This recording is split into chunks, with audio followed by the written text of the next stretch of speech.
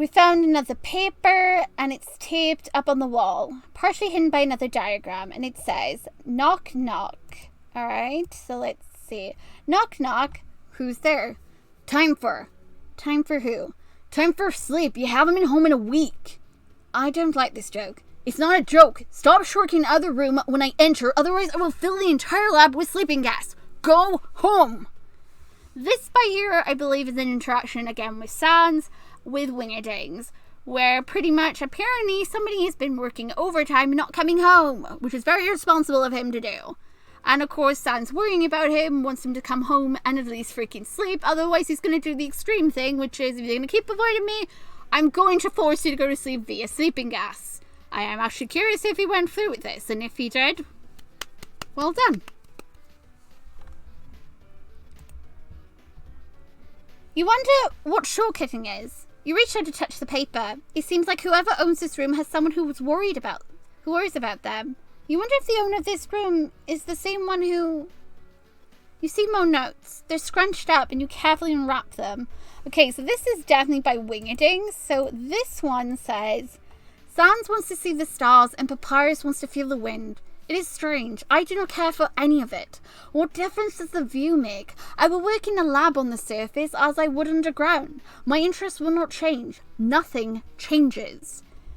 Which makes sense. We saw this in the, harem route with what Gaster said to retort to Asgore, where he said, it doesn't matter to him whether the barrier is up or not. He doesn't really care.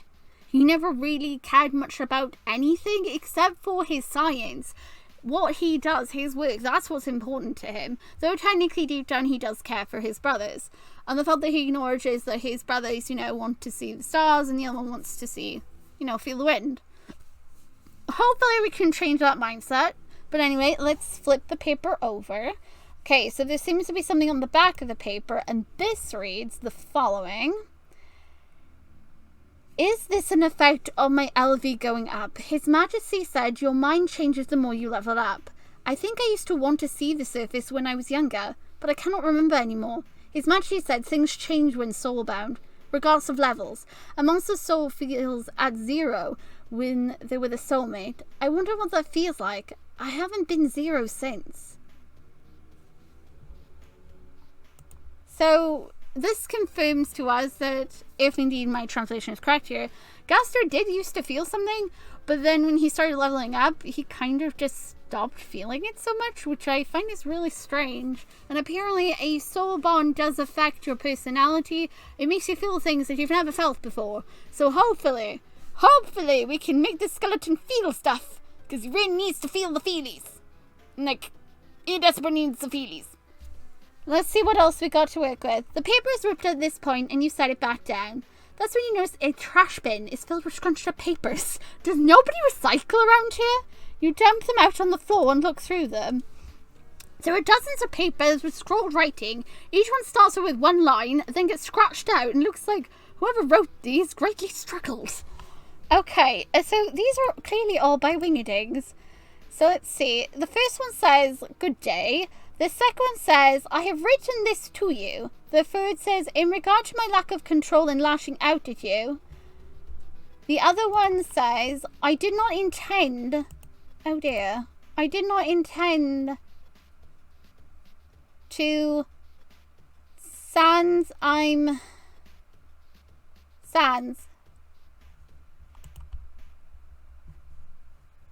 What is this? I have finished creating a healing solution that will mend broken bones within minutes, so you will. Brother, my brother, I'm sorry. I'm sorry for hurting you. Oh, bless. What was so difficult for them to say? You see one more note and you pick it up and carefully unwrap it. Let's see. It says, if I find my soulmate, will I be happy? Oh my god. He attacked Sans? Is that what happened here? He attacked Sans for some reason. Is that what I'm understanding from all this? He's trying to apologize to Sans the fact that he apparently lashed out to him. And he has like a lack of control and he lashed out and he did not intend to hurt Sans. And that he's very sorry that he actually hurt his brother. And he's made something to help heal bones. So at some point he broke Sans' bones. Did he cause the crack in Sans' skull? Hopefully that's not the case, but it sounds like he did do something to his brother and he hurt him, and he's very apologetic for hurting him because he never intended to. And so he tried over and over again to try and apologize to him but could never find the right words. And then the last one he says, if I find my soulmate, will I be happy? Well, yes, I will make sure that you're happy and that you don't go freaking attacking your brother. If indeed my translations are all correct. That's enough for now, you think. You hold the final note in your hand and you decide to keep that note as well. You're not sure why. You just think you should. You want to explore this floor. Okay, you've seen all you can on this floor. You jump down to the next floor. Okay. You do not meet any other obstacle on your way down. You steadily climb down. The only time you had to pause is to wipe your sweaty palms against the back of your shirt. You can infer these vents might have been intended as an emergency exit, which is good. That means you found your way back up once you get to Dr. Alphys. Upon arriving at the bottom, you kick out the vent and climb out. It's much cooler on the bottom floor than the vents. It feels nice. You take the time to catch your breath and chew over everything you've encountered in this lab so far. Most notably, the entity. That voice. They really helped you out. Yeah, which is weird, right? From everything we saw that represents Gaster before he meets us and now, he's like so willing to help us, which is a far cry from like the Gaster we saw in the video, and then of course from what we've read in the notes too. It's a very different interpretation of him, meaning he's warming up by being close to us. While you strongly dislike going into the void, it looks like it's the only way to communicate with a voice. When you reach the bottom floor, you kick out the vent and clamber out. You could, you suppose, purposely visit the void to meet with the entity who helped you. Do you want to? Yes, I want to connect with the entity again. I need to go and talk with my Gaster. You know, we need to go and speak with the Gaster, the man with the actually, I don't know if he has any Gaster blasters. I mean, they are called Gaster blasters, so I would assume he has Gaster blasters, because if he doesn't, these are extremely wrongly named. Anyway, you take a deep, steady breath. You mentally prepare yourself for the discomfort you're about to force on yourself. Deep breathe in, deep breathe out. You can do this. You can do this. The thought of encountering the entity fills you with determination, and you drop yourself into the void. It is colder than last time. For many seconds, all you can focus on is the sheer cold. Your body is stiff and heavy, as your heartbeat slows to a point where it's difficult to breathe. You try to speak, but you can't. You want to ask the entity why it's helping you. I am awake because of you. You. The voice echoes in your head and you shiver. You open your eyes and take a shaky breath. The void alternates in how it's uncomfortable. The only thing that's constant about it is the sense of wrongness of being there. To think anyone is still there. Again, you have to go in again. It is difficult to keep yourself there. Every inch of your soul and your body detests it. It's mentally struggling to force yourself to go back. You already set yourself on this path. You will see it through. You give yourself time to warm up again, and then you take that plunge. You ask the entity if you can help it. You cannot imagine the void is a good place to stay. It has helped you, after all. I do not know, but thank you for asking. You want to help the entity. There must be a way. Maybe. One day. Being awake is enough for now. You can't take it anymore. You fall back into reality and want to throw up. You bend over to your knees and gasp and wheeze for air. You feel violently ill. If you had any food in your stomach, you're certain you would have thrown it up by now. Biscuits. Your body is trembling. Your legs feel weak. And you are forced to take a seat. Your soul flickers out and you're left in darkness to recover. Even though technically your soul is pitch black, so it wouldn't really give you that much light, I don't imagine. It takes you a long time to feel okay. You don't want to go back in. You don't. You really don't. And yet, you know you have to. So, off we go again. You hate it. You really hate it. You hate it. It crawls over you. It is so wrong. There is no other word to describe it. It's a violation against nature itself. You are doing something terrible. You're doing something horrific. You're filled with shame, and yet, you ask the entity why.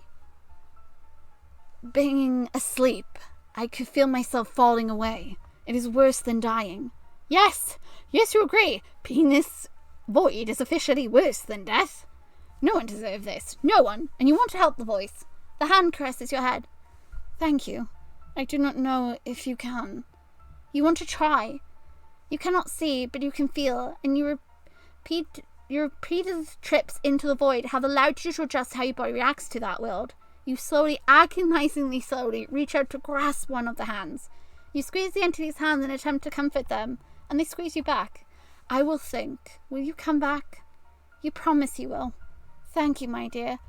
Okay, you're done. You're definitely done with this. You slump against the tile floor and you've never been so exhausted. You're going to need some time to recover. Oh my goodness. So, we just finished seeing him once again. And honestly, the trip through the lab has definitely given us like a better understanding into Gaster. And he's so very different in the void compared to like how he was prior. And the fact that he really does seem to greatly appreciate finally he's got someone he can like talk to and to be able to like connect with, so that loneliness is not there. And also, it must be so freaking horrible living in there 24/7 with how this is described. Like, my goodness, I feel so bad for him being in there. But again, it was of his own choosing, but still, that's what happens. Okay, so I will be back once we bump into him again, or if something else interesting takes place. So, one moment.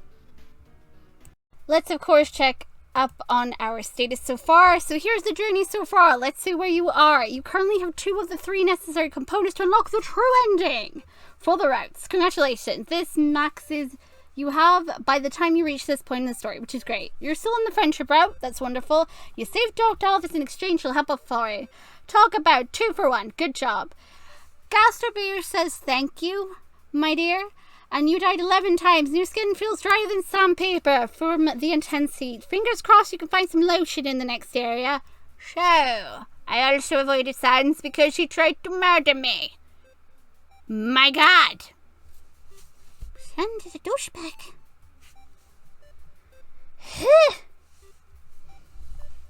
Okay, so, I will be back once we get to the pod. I'm guessing the next pod is probably going to be where we find out what the black soul means, and then we're gonna see Gaster again, I'm assuming. Either the locket or we're gonna see Gaster. Goodness knows. We'll see where it takes us. Off we go! Tally-hoo! Now, let's find out what Mettaton says about the soul.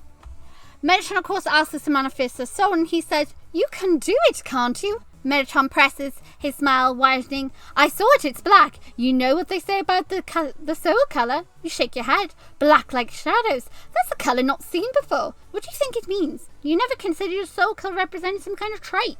When you think of yourself, the first thing that comes to mind is your, I don't know, the shadowy darkness, the goop in our soul, aka Gaster. So, okay, that's interesting. This soul actually doesn't have a trait.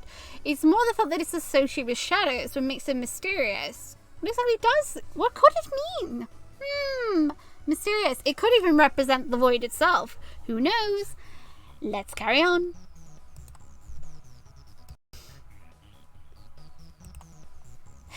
You slow down as you walk. You are nearing the end of your journey. Is there anything you're forgetting? You want to help the entity. You decide to check up on them again. You need to find a spot out of the way. You know going to void tires you out. You move off to the main road and lean against the side of one of the buildings, and you take a deep breath and steady your heart.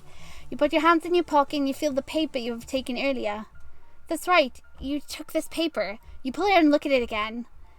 The more you stare, the more you feel like you know these symbols. Why do you know these symbols? It's not like literally Gaster is continuously talking to you using these symbols. Come on, character. You think carefully. They are not symbols you've seen on the surface. You are very certain of that. They do not look like any of the dead human language, nor is there any similarity to the current written language. Did you see these in the ruins? But no, you couldn't read the symbols in the ruins. These you should be able to read, or at least you think you should be able to read them. Why? You squinted your eyes, then it occurs to you. The entity, these symbols, they look like how the entity talks in your head. If that static language had a written one, you're positive this is it. Does this belong to the entity? Let's find out. You close your eyes and let yourself slip back into the wretched void. Hands are on you right away. That horrible wrongness prevails over all else, but as the hands are familiar, you know these hands. These are the entities. Has the entity found a way out of the void? Not yet. Does he recognize the paper in your pocket? The hands move down you. You feel them slide across your abdomen and sides, and they rummage through your sweater pocket. There's a long pause. Yes! There's excitement in the entity's voice. This is mine. I remember now. I know who I am. I'm Wingerding's Gaster. That's wonderful. Does that mean he knows how to escape?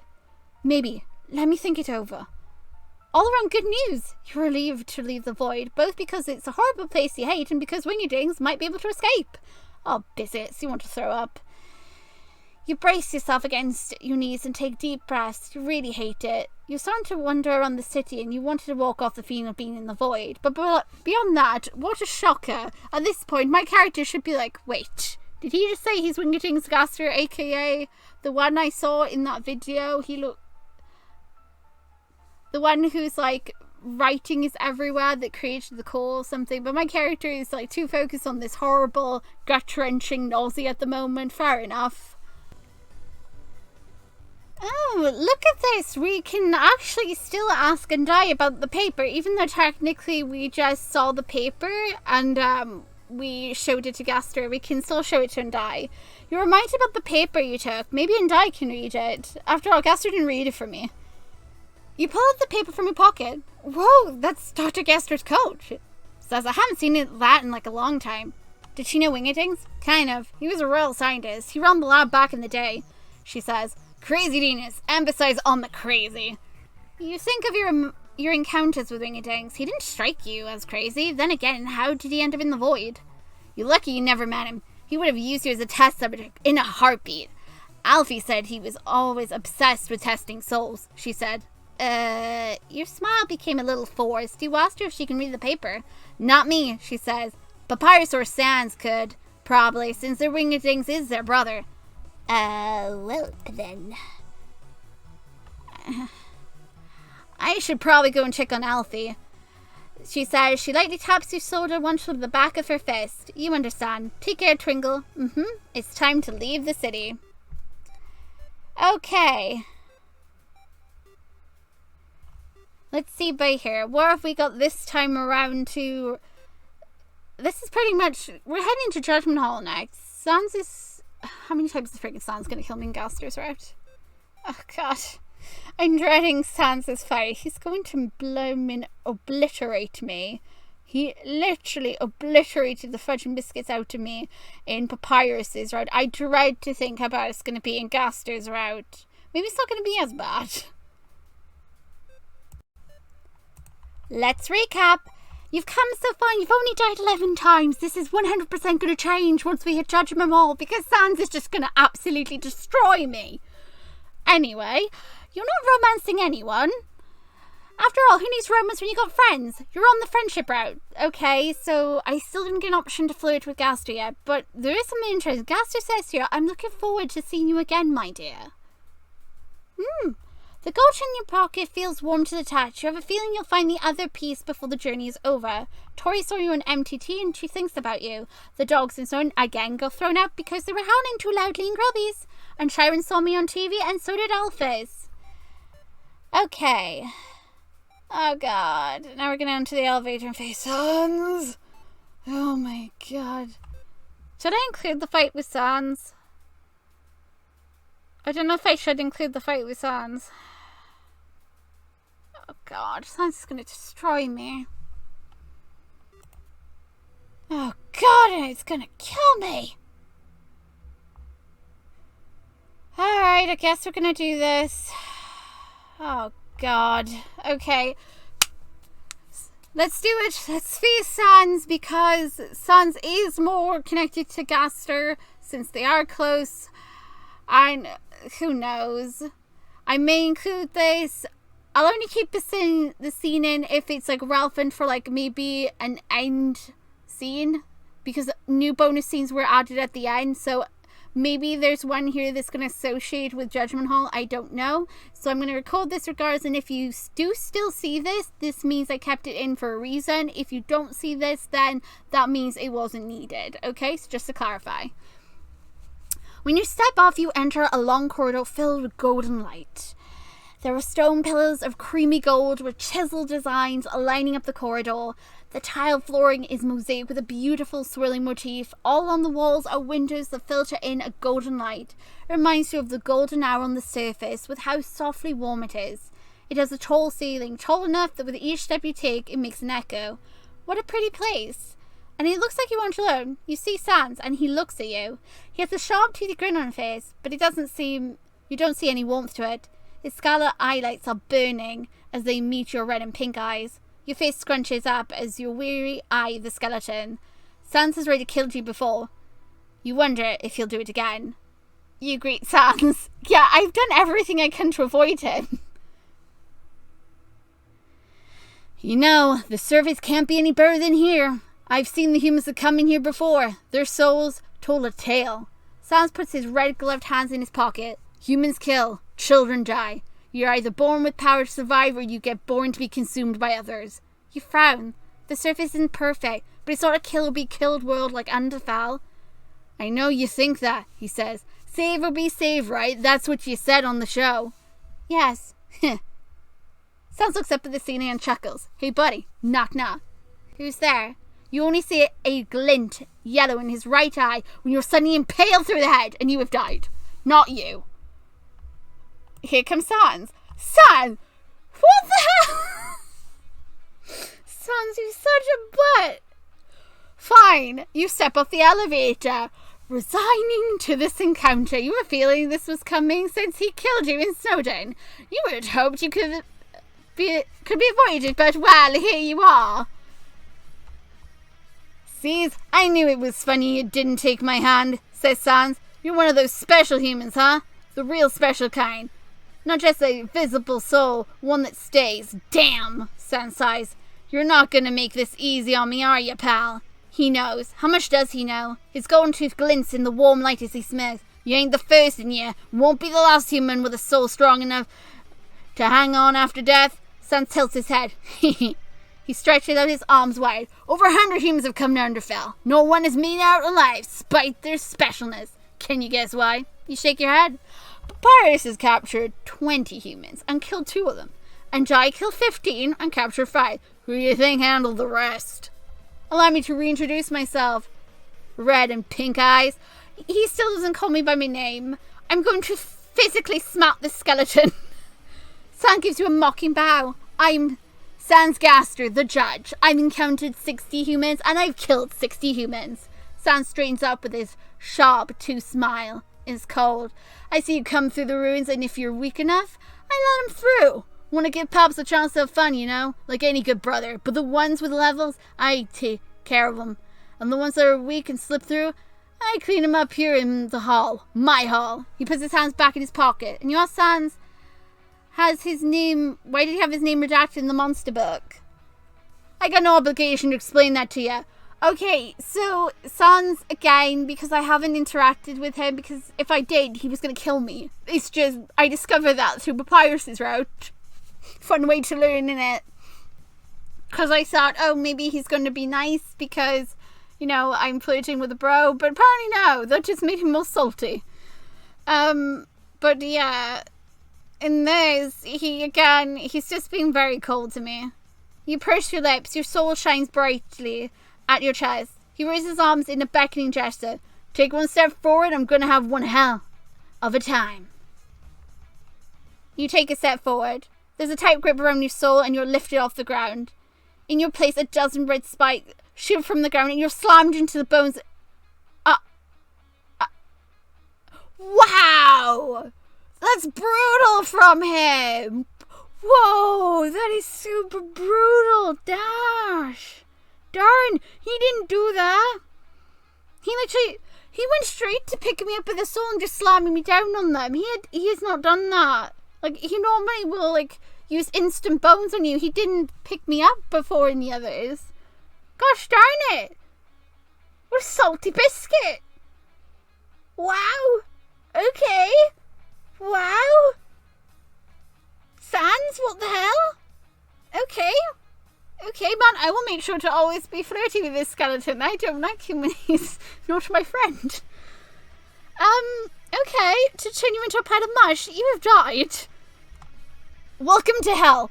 Biscuits! When you get off the elevator, you tell him you don't want to fight. I know, he says. That's the fucking issue. You're about to spawn when you see him raise his hand. Red, sharp, jagged bones are conjured in the air. In the surrounding air. They shoot straight at you, instantly impale you through the head. Holy moly, chill down, you bag of bones. Talk about the most way too many bones. What the hell, Sans? Calm down. The other one, you were just impaling me with one bone. Or like, 1, 2. Not like a bajillion. What? Why? What the fuck? I hope there's an extra scene with Gaster at the end involving this, could I? It's an instant death and you've died. You exit the elevator. Ugh, he says when he sees you. Well, that's just rude. You tell him you don't understand why he's doing this. You want to threaten, you would never hurt him or any other monster. That ain't the issue, he says. Your belief is what's dangerous. Huh? You think 'cause you're nice that the other arms would be too? That ain't how it's been going, buddy. Over 100 humans have fallen in here, and you're the first one to not attack or scream at us, he says. You're the exception, not the rule. The barrier comes down, it's going to lead to another war. He can't know that for sure, and ye can't know that it won't happen, he says. Yes, you can. You know it won't. And there's why you're so damn dangerous, he snaps. The propaganda is lethal. Out there giving them hope when there ain't any. Yes, there is. There's always hope for a better tomorrow, and that better tomorrow is finally arrived. Humans and monsters can live together in peace. Together. Or, if you give me a chance to stay here in Underfell, maybe I could prove it by living here amongst you and, warming you guys up to the idea that maybe humans aren't hostile creatures are gonna, murder you in a sleep. Minus Cara, she doesn't count. Though in this EU, is Cara nice in this one? Yeah, I think she is, right? I can't remember. Yeah, Kara's nice in this one. But if it was an Undertale at you, then Cara wouldn't be the nice human. But you get what I'm coming from, right? People understand good. Bullshit! Humans have been living and growing and fucking for centuries, but as monsters, we've been stagnant. We ain't got the space to expand our population, so we stopped. We know humans outnumber us 100 to 1. You break the barrier, it'd be a slaughter. Why would they want to kill you, though, unless you attack them first? You argue that won't happen. Humans have changed. You're delusionally biased, he said. Hey! He says, I'm done talking. This was your last courtesy since you didn't hurt anyone. His big toothy grin glints in the golden light. Bye, loser. You were impaled from behind. You have died. What the hell? Sansman! You've died. You're acting door. Die. Don't give up. Die. Preserve. Oh my god. Sans! Stay brave. Oh my god. Sans! Oh, fuck me, he says when he sees you. Do me a favor, buddy. Red on pink eyes. And stop coming back. I got better things to do in my time than keep killing you. You take a step forward and remain firm. You think you can just, outstubborn me? Sans laughs? You think I'll throw in the towel if you keep coming back? That ain't how I work, Toots. I will break you. You continue walking forward and he glares at you the entire time. You take a few steps, then feel his magical grip on you. Oh, for God's sake, not again. Stop it, he says. You ain't gonna win this one. You won't give up. Why? He asks. You don't even know us. You got no reason to try so hard. You raise your chin. It's common sense to help someone in need. He flinches. We don't need help. You gesture out the window to the city below. The monsters inside speak for themselves. You feel their pain. You feel their isolation. You feel their stagnation. They deserve to see the sun. And you tell Sans he deserves to feel the sun. And to see the stars. A shudder goes through him. His red eyelids waver in his sockets and he screams back, "The fuck do you know?" He grips on your soul, tightens, and he throws you back. It's not a death, but he creates a purposeful distance. He snarls with venom in his voice, "You're fucking stubborn. I was being nice all the time since you didn't hurt anyone. But not anymore." That was him being nice? How was that being him nice? I know he was killing me instantly, but still, the form of death using multiple bones, I don't really call that nice. I call that quite cruel and mean. In comparison to how he killed me in the other routes. That's not very nice. And he's not being very friendly. Pain. Oh god, here we go.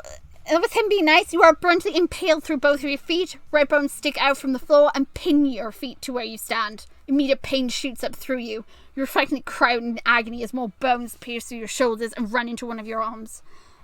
Chunks of flesh fall onto the floor and you see bits of your bones sticking out in places they shouldn't be. Pain. That's the only thing you can process. Dilapidating, agonizing, horrific pain. It hurts. It does not burn. It's not cold. There's no tearing. There's no sensation other than pain. Your whole body involuntarily shakes. And you think you will die from the intensity of your agony. Yet you're not allowed death. Nothing has hurt so much before, and there's no compassion to this torture. No death comes close to the purposeful torment you're currently enduring. Pain. And the pain is all you can process. But your soul is beautiful. Yours is unwavering. You are the force they need. You are you. You alone are enough to conquer this pain. Your determination flares through you and the world becomes muted. You stop trembling, you think again. Twinkle is twinkle, you are you, and you're in a cage of bones. You raise your hand and you meet his gaze. You will not give up. He flinches and you are impaled, and so the cycle starts again. You die, you die, you die. Stay determined. Oh my god, this isn't the end. Holy Sans, calm down. You won't let it be. Holy moly, surely he's killed me more times than he's killed me in papyruses. Not for you, not for them, not for anyone. Oh, he's killed me one more time than he has in Papyrus. Because in Papyrus I died like 175, I think it was. Wow. You linger in the elevator. Staying in the elevator won't change anything. But you need a moment to recollect yourself. You've died 176 times. All of Sans' kills have been instantaneous, and you've not felt any pain from most of those deaths. That's not entirely true. We did feel a lot of pain. So he caused me to feel a lot of agony, then he went back to instantly killing me over and over and over and over again, which is really weird that he suddenly shifted to going back into that cycle of continuously making me die instantly. Why did he suddenly revert to just suddenly killing me instantly over and over again instead of making me suffer to prove a point? I think he's faltering. Oh, okay. And it's been very disorienting to go from the golden hallway to darkness and back within seconds. You take a deep breath and run your fingers through your long hair. You step off the elevator. Sans is giving you an odd look. Red beads of sweat cover his forehead. He wipes them with the back of his right gloved hand.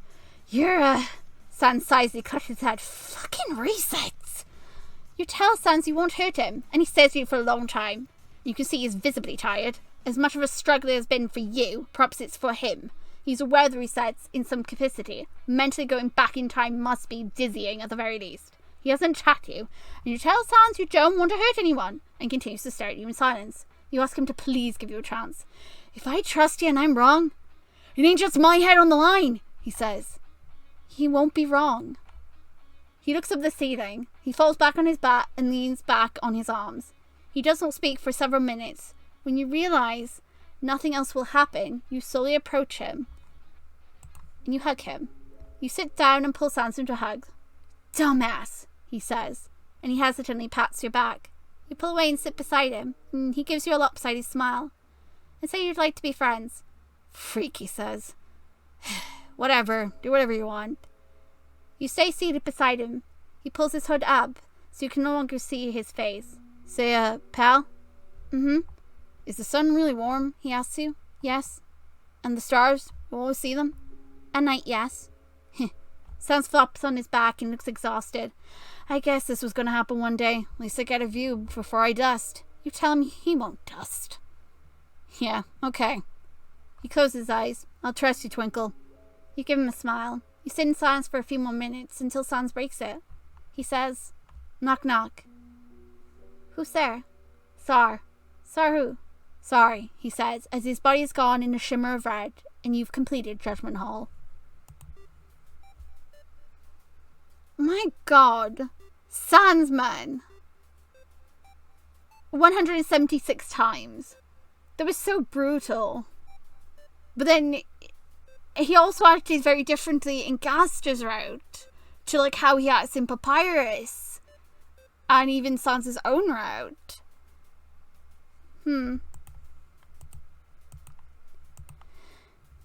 Let's see it.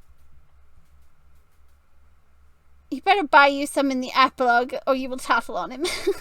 Who needs romance when you've got friends? You just finished the round. We're about to enter the castle. Okay. So, I'm gonna now go and find the chain. But Sans didn't tell me, again, to stop what I'm doing and to not enter the castle. He never said anything. He doesn't even mention Papyrus either. So I don't know what's going to happen here. If maybe Gaster is going to have me go around the back like he did in the harem route. But I guess we'll wait and see what happens, won't we? So I will be back when we get that wonderful chain and see if maybe that's how we activate his romance route, because we're kind of running out of scenes to get the skeleton into the romancing route. I'm starting to get worried. Oh boy. Fingers crossed. The locket has to be the scene, otherwise I have no clue how you activate it. So I will return.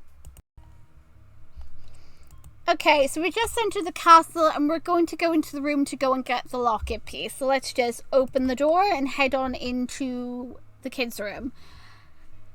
Your black light illuminates what appears to be a small bedroom, which again I question whether my black soul will actually illuminate the darkness.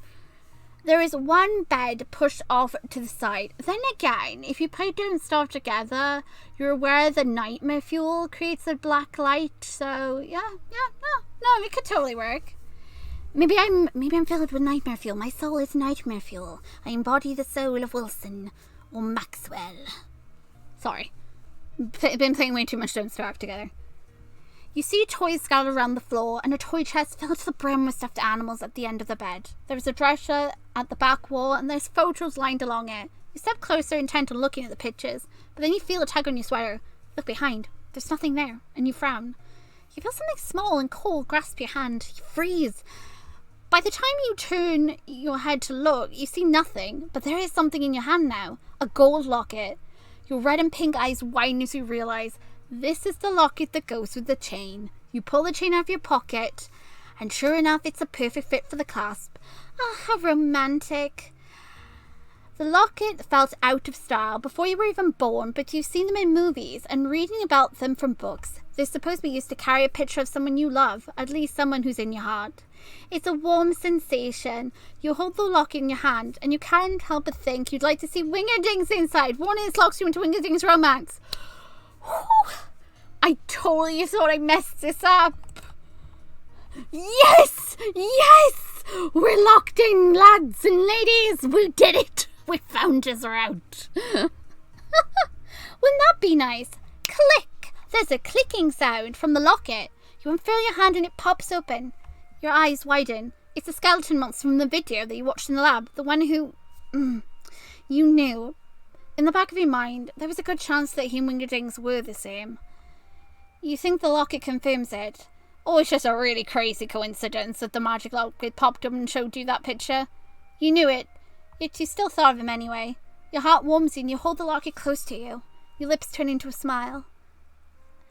I hope you make each other happy. You start from the whisper. You look around but you don't see anyone. You thank them for the chain and the locket. You think it's time to leave, and you head out into the hallway. Thank you. You're welcome. You look back down at the locket. You wonder if perhaps Wingerding had made any progress. While you strongly resent the void, you have the opposite feelings for Wingerdings, and that's enough to make you go back in. You first leave the hallway. You have no desire to rest against any such dusty walls and head back to the front room. And hope Asgore doesn't, trud-la-la-la, come out of the goddamn throne room into the where you're sitting, because he might just skewer you in your sleep. Wouldn't put it past him. You take a deep breath and steady yourself and then fall into the void. The hands are on you in an instant and they grip your face. Oh, he's actually holding my face. Well, that's interesting. Your arms, your sides, your hips, your legs. Oh my. Dear human. The distorted voice bounces in your head as you sink further into wrongness. And you think it's gone easy to hear the voice. However, it does take you a moment to find your voice in the sea of cold, inky blackness. And you ask Wingerdings if he has any idea how to free himself. Yes. That's great. Is there something you can do? Yes, I need your help. He's got it. What does he need? We first must go to the barrier, and then I'll need to borrow your soul for a brief period of time. You shiver as he talks. The void presses on you in every direction. It's almost too much. You do your best to bear with the discomfort. You'd like a little more of an elaboration on that. I will use the power of the barrier to free myself, but a human soul is required to enter and leave the void. I need yours as a beacon. I just realised something. Sans actually didn't read the paper. Doesn't matter. Sans actually didn't read the paper to us about what it says about Wingerdings using the experiment to jump into the void. Dang it. Oh well. Moving on. That makes sense, you think. It's getting hard to focus the longer you linger. You agree. The barrier is behind the castle. Take the hole on the left and follow the path. Do not cross the barrier. There's an extra enchantment. You like to ask more, but your soul aches from the void's touch. You must leave. You gasp for air as soon as you leave, and you dry heave, retching and shuddering from the lingering effect. Biscuits, you hate it there. You breathe through your nose and out your mouth. 1 breath, 2. At 30, you no longer feel sick. Left hallway, he said, and so down the left hall you go. You go down the left hallway. Okay, so now we're about to go to the barrier. Okay, so we are going down what Gaster told us to do last time. Okay. As you walk down the hallway, you admire the paintings. All of them are hand-painted and depict a pretty environment. This area is so pretty. They range from mountains to oceans to the night sky. You wonder who painted them. There are candlesticks in the walls. A crimson flame flickers to life as you walk by them. They must be the magical equivalent to altar lights. How neat. This hallway, you are pleased to note, is not covered in dust, grime and cobwebs. At the end of the hallway is a door, and you push it open and have a pleasant surprise to find a magical garden. Beautiful yellow and orange and white flowers blossom around the brick path. There are tall trees with golden leaves and orange-coloured rose bushes. There are lampposts with yellow-tinted magical crystals, the lights mimicking that of the sun, although it is without warmth. You follow the path, and you take the time to stop and smell the flowers. The path winds around the castle and is built further into the cave, and then you see something strange. It must be the barrier. Noise hums all around you as you approach it. When you're close enough to get a proper look, you see a wall of white. It must be the barrier. Wingerding said it's at the back of the castle, which is where you are now, and it's a literal wall of humming white light blocking an entire cave. The next step is to let Wingerdings borrow your soul. Ah, biscuits, you have to go back in. But this could be the last time, you fervently hope. You don't give yourself time to warm up. You're excited to be done with the void forever, so you fall straight in and into the arms of what you've come to know so well. You slide into the pool of darkness and tell Wingerdings you're at the barrier. Thank you, my dear. You ask him what he needs you to do next. Please, show me your soul. That's something you can do. You're actually really good at it now. You present your black soul. His hands move to grasp it. Oh, you want to flinch away from their touch. It's like ice on bare skin. You don't take away your soul, however. You're certain he wants to leave the void as much as you do, after all. The hands turn around and you feel something. An echo of magic, perhaps? There is a reverberation of noise in your mind. First tangled and messy, but not for long. There's a sensation of being enveloped entirely by that faint magic, and you no longer feel the wrongness of the void, only the magic. His magic. Wingerdings. You sink into it, body and soul. Good, this may this may. He cut himself off. There's a surge in his magic and you catch an emotion that does not belong to you. Curiosity, then you catch another, surprise, and then another, delight. Oh, you have a spot for me in your heart? Wingerding's voice feels very different in your mind. While he has never been rude to you, the way he spoke to you now feels very different, very warmer. The hands around your soul become gentler in the grip. This will only take a moment, and the moment is over. There's a warm breeze against your skin, and when you open your eyes, you're no longer in the void. The magic that has enveloped you is gone, as is the barrier. Did it work? It did, my dear. You turn around to face the owner of the voice. He stands very tall as a papyrus, if not more. He's a dead ringer for the taller monster in the video you watched, and for the one whose face is inside your locket. The only difference is that this monster has a crack in his face. One split from the top of his skull that goes through his right eye, and another that's from his left eye that goes down to his spiky mouth. This is Wingerding's Gaster, and he gives you a bow. You make a move to step closer to him to greet him properly, but your legs give out from underneath you and you fall forward. Wingerding catches you with ease. There now, pulling a monster out of the void is taxing for a soul. Using the same soul to funnel raw magic to accomplish that is doubly so. You should take it easy. You thank Wingerdings for catching you. You too feel remarkably tired, like you just finished a marathon, and you look up at him and give a smile. He returns that smile. My mind, the void, I could see your soul. I thought it was too beautiful for this world. Now I see it simply imitates the flesh. Oh my goodness.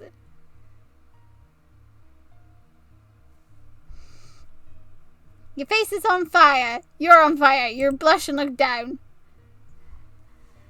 You shyly look away. No, he says. I want a proper look at my saviour. He uses one hand to grab your chin and forces you to look up at him. There, that's better. You swallow roughly, nervous and filled with butterflies. With his hands, he runs his fingers through your tightly curled. Thank you, he says in a rumbling, low voice. You saved me.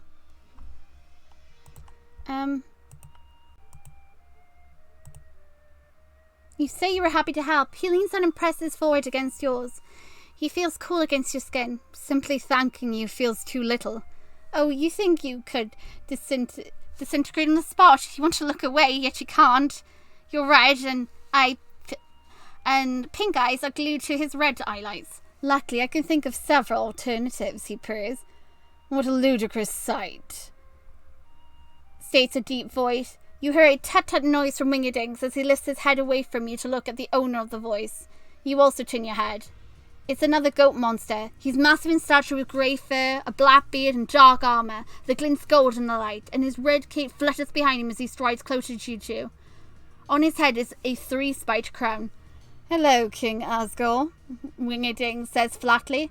The king stares at the two of you for a moment, and he dryly asks, should I come back later? Wingerdings immediately says yes. At the same time, you try to squeak no. King Asgore scoffs. Now I understand why the human's been so confidently travelling through Underfell and managed to dissuade my royal guard. Hold on, are you trying to give the impression that apparently I go around flirting with every freaking monster that I find? I will have you know, I only chose to flirt with one monster, and that's the monster that's currently beside me. I did not flirt with anyone else, and I do not like you insinuating or even suggesting that I went around flirting with everyone in this freaking route, sir. I'll have you know, I've been very well behaved, and I do not appreciate you and your accusations. It is quite rude. Sorry. I just get very aggressive on that topic. Oh, Wingerding cocks his head. Managing to soothe my top royal scientist explains it all. You must have... Wingerding lets out a loud, ha! I came in much later, your majesty. King Asgore raises a brow at that. There was no reason to be so attached. Return to my side, Gaster. We can restore the barrier by the end of the day.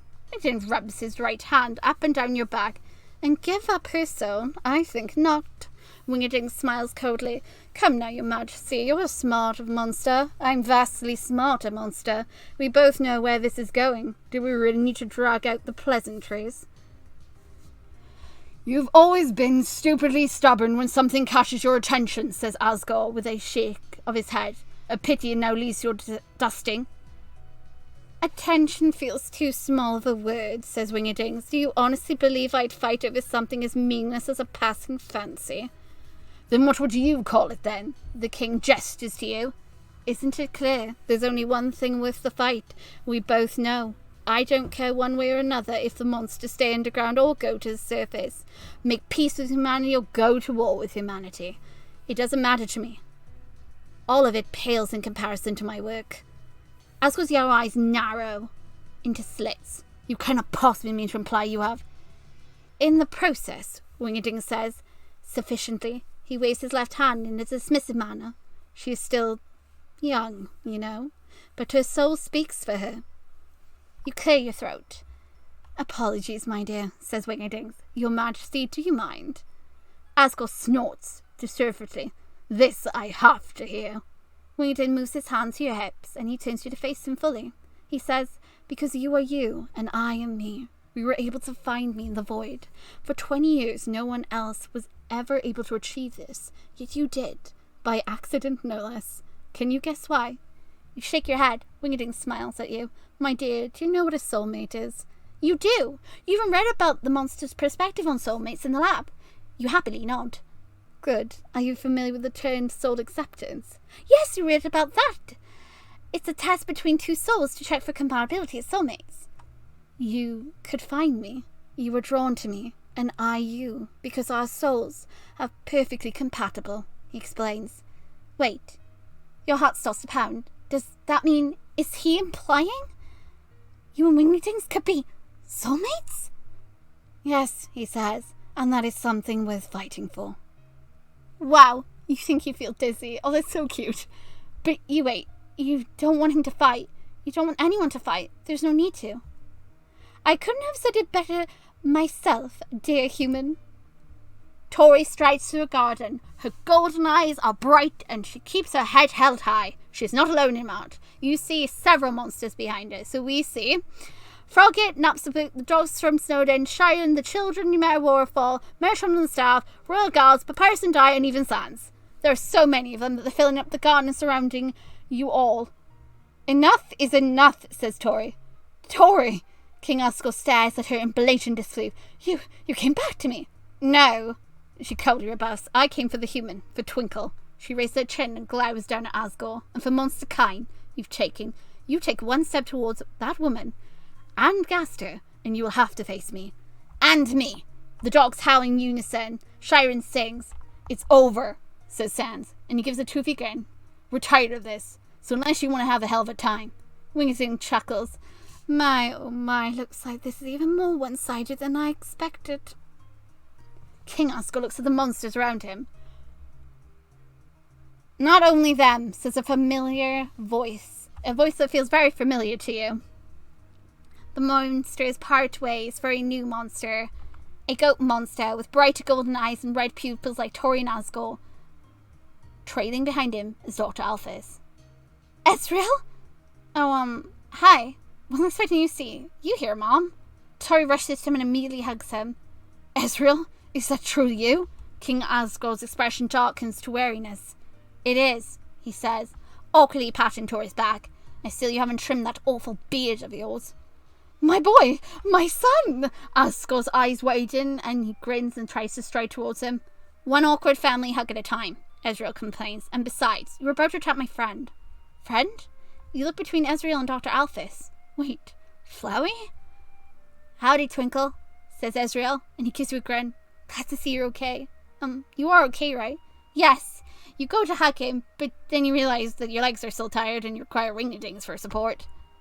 Twinkle is fine, says Wingerding. Simply tired from a very long day.